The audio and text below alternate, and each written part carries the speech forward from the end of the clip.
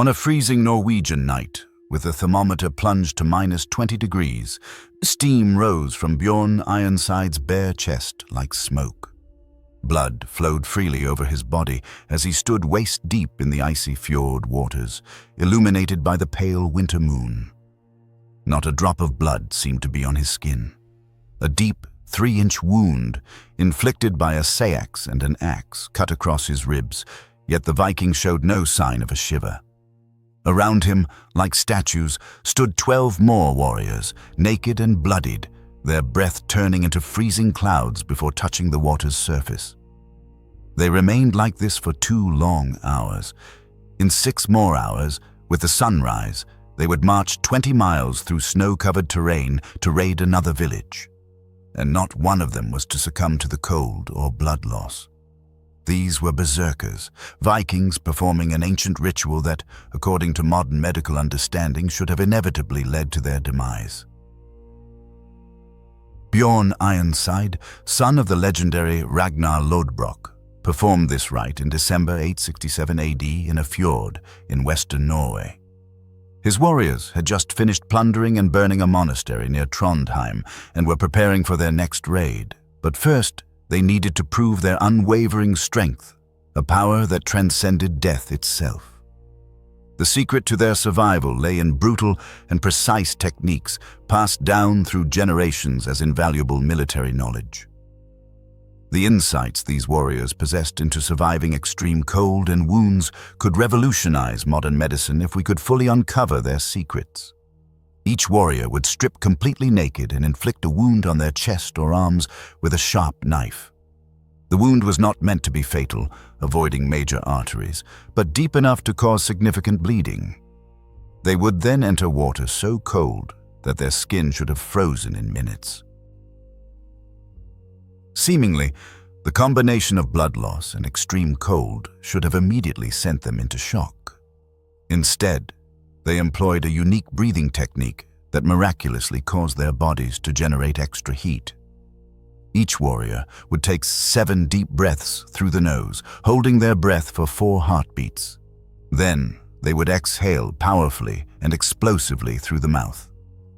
This rhythmic cycle saturated their blood with oxygen while simultaneously slowing their pulse rather than accelerating it. Modern scientists refer to this as controlled hypothermic breathing, and it can raise the body's temperature by as much as 3 degrees, even in icy water. The blood, mixing with the water, created a kind of seal that helped stem the bleeding, and the overall body heat prevented the wound area from freezing. This technique, known as blood binding, was documented by Saxon chroniclers who considered it a manifestation of dark magic. And they were, in part, correct. However, the true magic occurred in their muscles. When the cold touched their skin, the Vikings initiated a series of micro-movements, almost imperceptible to an outsider. They would tense and relax specific muscle groups in a strictly defined pattern, generating internal heat without shivering. Shivering was strictly forbidden, as it wasted precious energy and betrayed weakness. Instead, they learned to generate heat through controlled muscle contractions that maintained blood flow to vital organs. After exactly 2 hours in the icy water, they would emerge onto the shore and immediately apply a special mixture to their entire bodies, especially carefully to their wounds. This concoction included seal fat and pine resin. Pure fat does not freeze even at extremely low temperatures, reaching -40 degrees Celsius. Pine resin, meanwhile, possesses natural antiseptic properties. This combination created a waterproof barrier that retained body heat and prevented infection. It might seem insane, but the snow covering their bodies actually acted as additional insulation over the layer of fat. Movement generated heat through friction, and the snow formed a protective layer that trapped warm air against their skin. The Vikings called this method wolf riding, having learned it by observing how wolves survived in extreme cold. Next, they would take shelter in dugouts, 3 feet deep and covered with pine branches and animal hides. These subterranean shelters remained 20 degrees warmer than the surface temperature due to heat emanating from the earth. 6 warriors would gather in each shelter, using their collective body heat to slowly warm up over the next 4 hours. They would lie in a specific pattern known as a wolf pack, with their heads oriented towards the center and their bodies radiating outwards like the spokes of a wheel. This position allowed everyone to breathe freely while maximizing heat transfer between their bodies. During the rewarming process, each warrior had to remain awake for the entire 4 hours. Falling asleep in such a state meant certain death from hypothermic shock. To stay awake, they would recite their lineage back 20 generations, tell stories of past raids, or sing songs dedicated to their gods. The continuous talking served 2 purposes. It maintained mental activity and warmed their chests with the vibrations from their voices. As circulation was restored, their blood pressure would surge, and many warriors experienced nausea or lost consciousness due to the sudden changes. Most deaths occurred at this point, not from the cold itself, but from the body's reaction to rewarming. Experienced warriors knew that during the rewarming process, they needed to sip warm mead mixed with seal fat. The alcohol helped their blood vessels gradually adapt, while the seal fat provided concentrated calories their bodies desperately needed. In the harsh world of the Vikings, there were warriors whose ferocity and endurance seemed superhuman. The secret to their strength lay in a brutal ritual that transformed ordinary men into ice wolves, capable of surviving the most extreme conditions. This rite involved submerging the naked body into the icy waters of a fjord, often after inflicting wounds, which would seemingly lead to certain death. Yet, by dawn, these same warriors, shivering and covered in blood, were ready for an arduous march of tens of miles through snow-covered terrain. Their wounds would be covered with a protective crust, and their bodies demonstrated an astonishing ability to generate heat. The Vikings believed this ritual granted them temporary immunity to cold, lasting up to 3 days. Modern scientific research confirms that there was truth to this belief. Regular exposure to extreme cold, combined with control over physiological reactions, led to real changes in the Vikings' metabolism. Their blood became enriched with red blood cells, their muscles accumulated more glycogen for emergencies, and their blood vessels became more efficient at distributing heat throughout the body. Warriors who underwent this harsh ritual gained incredible self-confidence. Wearing armor and fighting in normal winter conditions seemed like minor inconveniences after hours spent naked in an icy fjord. This psychological resilience often played a decisive role in the outcome of Viking raids, determining victory or defeat. The ritual also served as a ruthless selection mechanism. Not everyone who attempted it survived. Those who perished were considered weak and were not afforded warriors' honors. The survivors, however, became part of the elite group of berserkers. These warriors were chosen for the most dangerous assignments, scouting enemy territory and attacking fortified positions. They trained by standing naked in frozen streams, honing their swordsmanship skills while simultaneously adapting to the cold. A special technique involved binding their chests with strips of walrus hide soaked in whale blubber, which ensured blood flow to the pectoral muscles and protected them from frostbite. These ice wolves could spend entire winters alone in the wilderness, clad only in animal hides and surviving by hunting and raiding. They slept in snow caves and ate raw meat to avoid building fires that might reveal their location.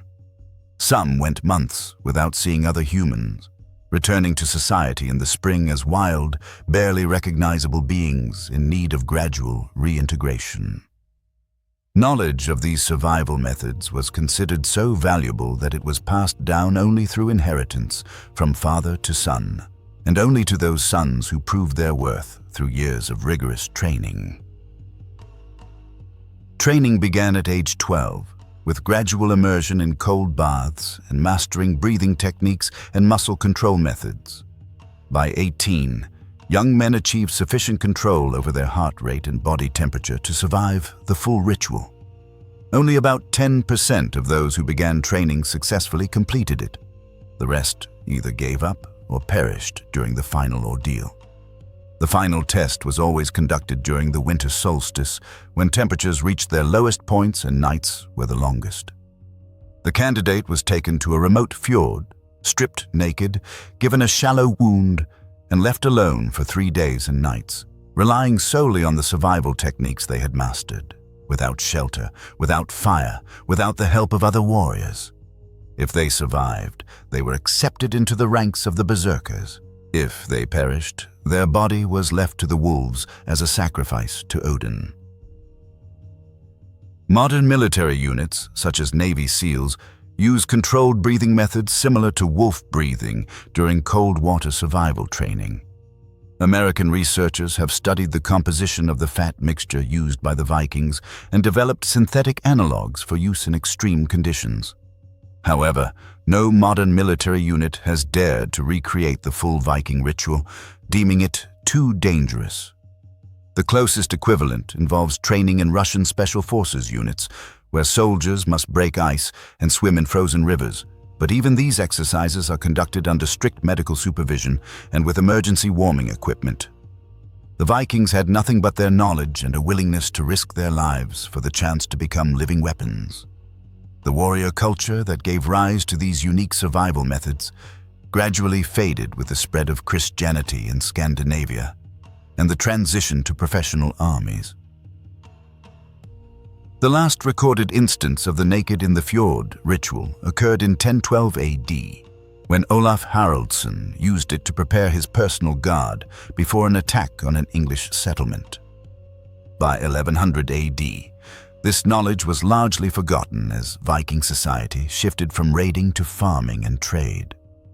However, echoes of these techniques persisted in isolated communities in Norway and Iceland for centuries. Fishermen used modified versions of Viking breathing exercises to survive when their boats were caught in winter storms. Hunters applied the fat and resin mixture to protect against frostbite during long expeditions.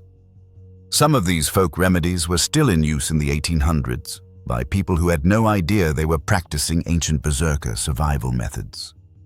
Mastering survival techniques in harsh conditions had a profound psychological impact on the Vikings, extending far beyond a mere skill set. Warriors capable of controlling physiological reactions to extreme cold believed they established a spiritual connection with the deities. The ability to survive where others perished was perceived by them as proof of being chosen by Odin for great purposes. This religious conviction transformed them into even more formidable adversaries, stripping away the fear of death. The combination of physical endurance, mental resilience, and spiritual faith forged warriors fundamentally different from other medieval fighters. Their ability to operate effectively in conditions that would paralyze ordinary soldiers gave them a significant advantage during winter raids. They could strike when the enemy expected them to be huddled by fires, traverse terrain considered impassable for other armies, and fight effectively in conditions that hampered the use of conventional weapons. When Bjorn Ironside emerged from the fjord in 867 AD, steam rising from his wound in the frosty air, he embodied a transformation that combined physical conditioning, religious rituals, and genetic selection. He and his warriors represented the culmination of generations of Vikings who used extreme survival methods to create superhuman fighters. They were the product of a culture that valued fearlessness in the face of death above all else, and developed methods to turn ordinary people into living weapons, capable of surviving any conditions nature presented. These were professionals who had turned survival in impossible conditions into a repeatable skill that could determine the outcome of winter campaigns. One of the most famous examples of these techniques saving lives was the Siege of Paris in 85 AD. Vikings, under the leadership of Rollo, had been besieging the city for several months when an early winter caught them on the banks of the Seine. Temperatures plummeted to -30 degrees Fahrenheit, and the Vikings found themselves cut off from their ships without supplies, with Saxon armies approaching from 3 sides. Any other army would have surrendered or perished, but Rollo ordered his warriors to perform the Naked Fjord ritual, using frozen sand. French chroniclers watched in horror as 300 Vikings stripped naked, cut themselves with knives, and entered the water, which was dotted with chunks of ice. The French assumed they were witnessing a mass suicide ritual, but they were mistaken. The Vikings then committed an act that terrified the French soldiers more than any battle. They rolled naked in the snow for 10 minutes, then stood up and began to laugh. This was not the desperate laughter of madmen, but the confident laughter of warriors who knew they had become invincible. That night, while French soldiers huddled by fires and Saxon armies took shelter in heated tents, the Vikings marched 15 miles through a blizzard and attacked a supply convoy that no one expected them to reach. They trudged through waist-deep snow in the darkness, their wounds still bleeding from the ritual. After seizing enough supplies to survive the winter, they vanished into the storm before anyone could organize a counterattack. A French chronicler wrote that the Vikings drew strength from the cold and pain rather than being weakened by them. He was describing what modern scientists are only beginning to understand about the alteration of the human nervous system. This was a year-round training program, beginning in childhood and continuing throughout a warrior's life. Boys who showed aptitude for combat were subjected to increasingly extreme temperature tests to alter their bodies and minds' reactions to cold. From the age of 7, boys were awakened before dawn and made to break ice on streams or ponds to bathe in the icy water. These baths lasted exactly 3 minutes, measured by a method based on observing the time it took for ice to form on their breath at different temperatures. They would dig shallow depressions in the snow, line them with pine branches, and spend the entire night in freezing temperatures that regularly dropped below 0. Boys who survived these weekly trials without frostbite or illness advanced to the next level of training. The subsequent phase involved controlled pain training combined with cold exposure. 12-year-old boys were given shallow cuts on their arms and legs, then made to sit naked in the snow until the bleeding stopped naturally. This taught them to ignore pain when their bodies were under severe stress and then conditioned their blood to clot more quickly in cold conditions. In the harsh conditions of Scandinavia, Viking boys were taught from childhood to associate cold and pain not with suffering, but with a source of strength. Young warriors were instructed that each overcoming of mortal danger sapped energy from their enemies, transforming potential torture into a matter of pride and confidence. During fierce winter storms, they were sent to remote locations where they had to survive for a week without shelter, fire, or food, relying only on what they could procure. They had only a knife and a small amount of seal fat and pine resin mixture at their disposal. The rest depended on their training and will to live. Survivors became not just people, but beings capable of functioning in conditions where normal biological reactions should have paralyzed their bodies. The final test was to kill a wolf barehanded in the dead of winter while naked. This was not a symbolic act, but a real fight with a wild animal that had to be tracked, engaged without weapons or clothing, and strangled. The blood of the defeated wolf was mixed with the warrior's own blood and used for tattoos, signifying his membership in the Brotherhood of Berserkers. Their bodies produced elevated levels of norepinephrine, a hormone that constricts blood vessels in the extremities and increases blood flow to vital organs. Muscle fibers adapted to burn fat more efficiently, generating internal heat without expending energy on shivering. Instead of perceiving extreme cold as a threat demanding a panic response, Vikings learned to see it as a signal to enter a state of heightened readiness for battle. In freezing conditions, their pulse slowed and their mental concentration increased. Berserkers who had completed the full training demonstrated a reduced reaction to all forms of physical stress. They could fight with broken bones, ignore severe wounds, and maintain tactical thinking even while losing blood in volumes that would send ordinary warriors into shock. These trainings forged warriors who were dependent on extreme conditions. Vikings who underwent ice tempering felt discomfort and anxiety at normal temperatures. They sought out the coldest and most dangerous assignments because their nervous systems had been conditioned to an euphoric response in situations that terrified others. Each generation of berserkers required increasingly perilous challenges to achieve the same psychological satisfaction their predecessors gained from lesser raids. This escalation led to expeditions to North America and deep into Russia, partly due to the need for harsh conditions that satisfied their craving for extreme survival tests. The roots of Viking settlement can be traced by their search for ever colder and more challenging environments. While other medieval armies avoided winter campaigns, Vikings planned their most crucial raids for the harshest months of the year, turning a season that halted other forces into their strategic advantage. Christian priests condemned their naked rituals as pagan devil worship and convinced Viking chiefs of their incompatibility with the new faith.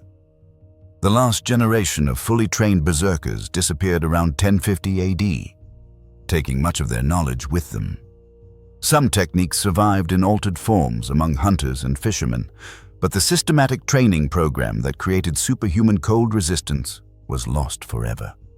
Modern attempts to recreate these methods based on historical records have been unsuccessful, as the complete knowledge was passed directly from trainer to student through years of shared experience that could not be put into words.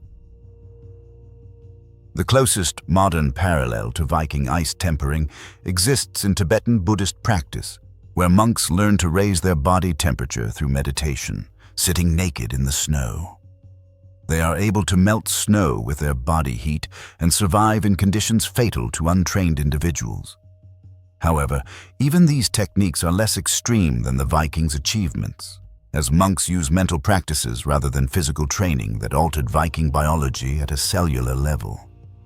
Russian military researchers, during decades of the Cold War, attempted to understand and recreate Viking survival methods by subjecting volunteer soldiers to extreme cold conditions and monitoring their physiological responses. The research was discontinued after several deaths and unsuccessful attempts to recreate the documented Viking abilities. The Vikings' harsh training methods for extreme survival, it turned out, began in early childhood and continued for many years, which would raise serious ethical questions today. Nevertheless, the Vikings' legacy in cold weather preparation has left its mark in the most unexpected areas. Breathing practices evolved into techniques still used by free divers striving to stay underwater for as long as possible. Recipes for fat and resin mixtures inspired the creation of modern cold-weather protective gear.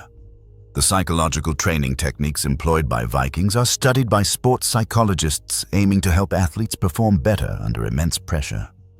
However, the holistic system capable of transforming ordinary people into fearless warriors, surviving naked in icy fjords and unafraid of wounds, vanished with the last berserkers 1,000 years ago. In the modern world, advanced technologies, deep medical knowledge, and an understanding of human physiology are readily available. But the knowledge of how to fundamentally rewire the body's biological responses to achieve superhuman survival abilities has been lost. When Bjorn Ironside and his warriors emerged from the fjord in 867 AD, they exemplified the highest human adaptation to extreme conditions, achieved through relentless training and sheer willpower. They pushed the boundaries of what was possible not through technology or luck, but through systematic and brutal training unparalleled in history. They became living proof that humans can adapt and survive in almost any conditions if willing to pay the price of suffering and risk that such adaptation demands.